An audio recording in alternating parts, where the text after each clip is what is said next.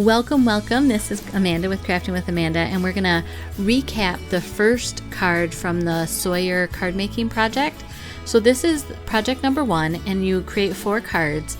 And so I'm just showing you here that this card is the most like what they suggest to do with the papers. I cut everything from an old Cheerio paper pack, but the second cards that I did and the third and fourth card are kind of derivatives, but they use the same papers that you cut for the first card. So you can tell on these second and third card that I did that I cut down, and the fourth card, I cut down the sentiment. It just seemed too much as far as it was a lot of white space, and I wanted to really bring out that beautiful Cheerio papers, and I added some die cut leaves and some shimmer brush. And if you want to see how these are made along with the cutting guides, I will put a link.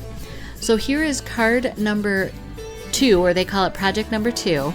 So the first card that I'm going to make will be most similar to the suggestions from the Sawyer workshop, as I can make it using my Valentine themed stamps and die cuts, and all of that I use is actually in the video from last Friday. So again, the link is there if you want to go back and take a look at that. But what I'm doing is I have these hearts that I cut out using the thin cut heart card front, and then to get the images on them, I lined them up with kind of a second generation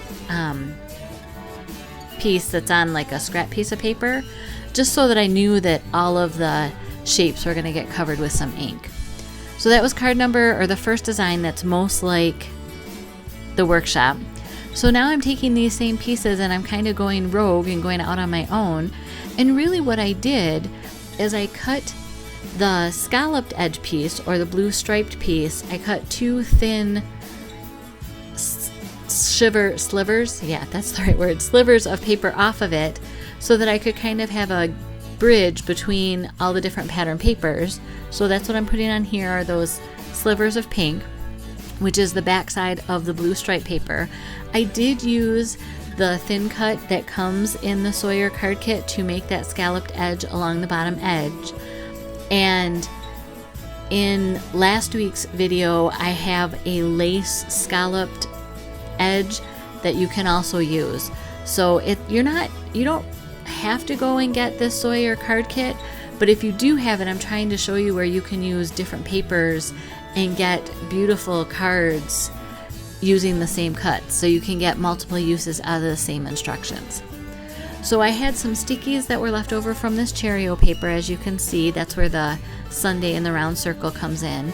And then I thin cut out of the crystal blue cardstock, again, that was in my scrap bin, these leaves. And this is a retired, close to my heart thin cut, but they do have both the layered flower has some leaves in it, and then there's I want to say an autumn leaf that's a stamp, and a thin cut that has some leaves in it that you can get.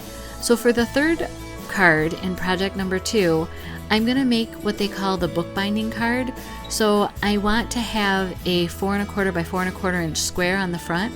So I scored 1 1/4 inches from the folded edge, and then I'm just gluing that together so you can't open that part of the card anymore. And I'm not exactly sure what direction I want to go in with all of my pieces that are cut for this card, so I'm just playing around and dry fitting. And I do have an extra piece of pink cardstock that was left from card number 1 that I'm going to use here, and I figure if I cut it for one of the cards, it's fair game to use, because if you cut these pieces per the instructions, even with different pattern paper and cardstock, and follow this pattern, you too would have those parts left. And if not, if you've been crafting for any time at all, you would definitely have some spare pieces, cardstock, scraps. I couldn't find the word scraps in my vocabulary, isn't that funny? So I decided to cut the front off so that I can glue this piece on the inside and you can still see it from the front of the card. And I'm just trimming off the edge because the scallop is a little wider than the card base. And now I'm taking that pink scrap, excuse me, that I had, and gluing it to the book binding part of the card. And it doesn't affect how the card functions at all. You just need to make sure that you're not overlapping the fold. So then I just cut that out, and then I'm again just dry fitting these extra pieces that are left over. I'm grabbing the red, it's tulip cardstock leaves, and I'm just kind of playing with them and seeing what works. I'm going to trim these down. I'm stacking them up to make sure that I get them exactly the same lengths, because there's nothing that bothers me more in making cards when pieces that I cut that I thought were the same length aren't. So by cutting them together, I avoid that, and they line up perfectly here.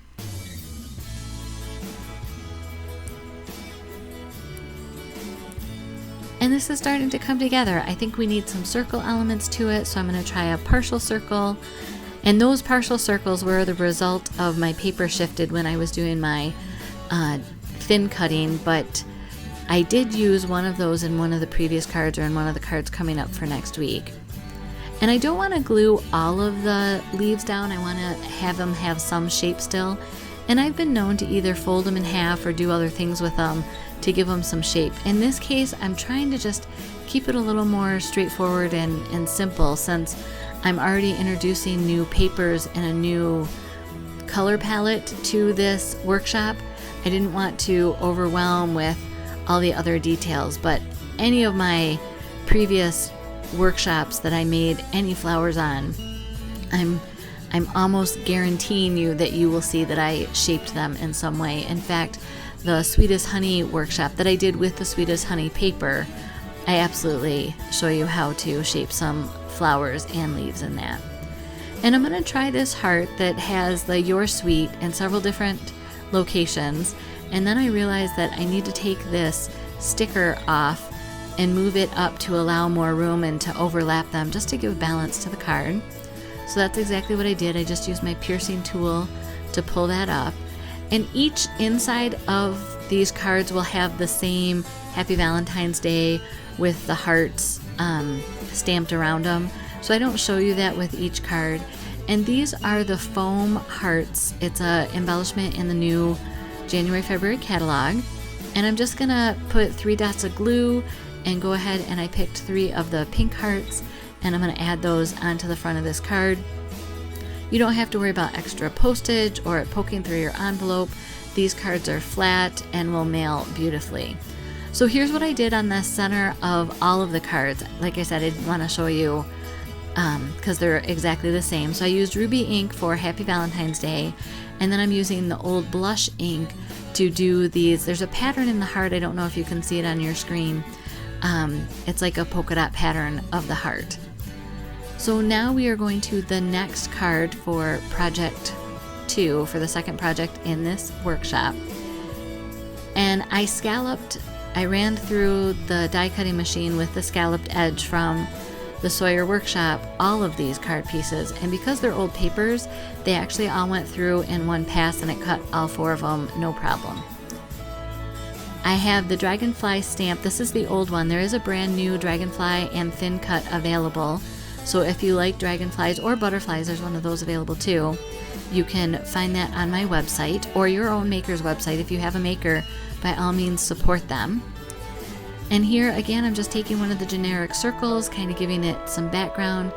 I think this is the card in hindsight. I wish I would have offset the circle either left or right, and I'm not sure which direction I would have gone with it, but in hindsight, I think it needed to be offset. So you can decide on your own what you want to do with that.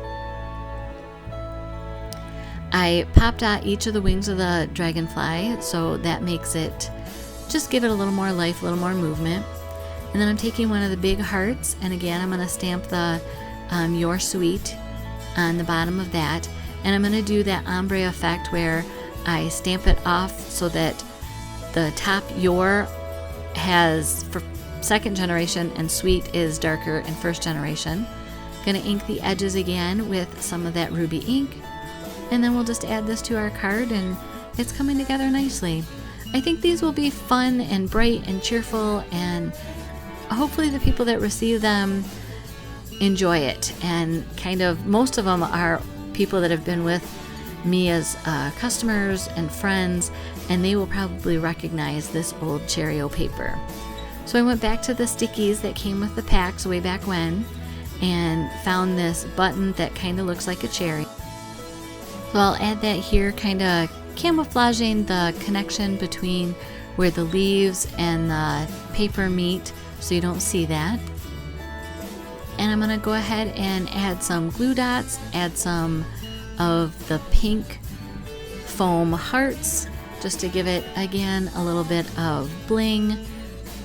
And it's soft, it's just kind of a nice accent piece, and you can decide how you want to add any bling. You could do shimmer brush on these or splatters or any other kind of embellishment that you have in your stash. So here we have the cards. So the first one is in the top left corner, and that's most like what the workshop recommends. The second one that is in the top right corner is kind of just a inverse. I flipped it over from the first card. I did the notebook fold, which is something new, and then the last one in the bottom corner. So hopefully you can have fun with one of your card workshops and make some cards to send out and bring some people some smiles.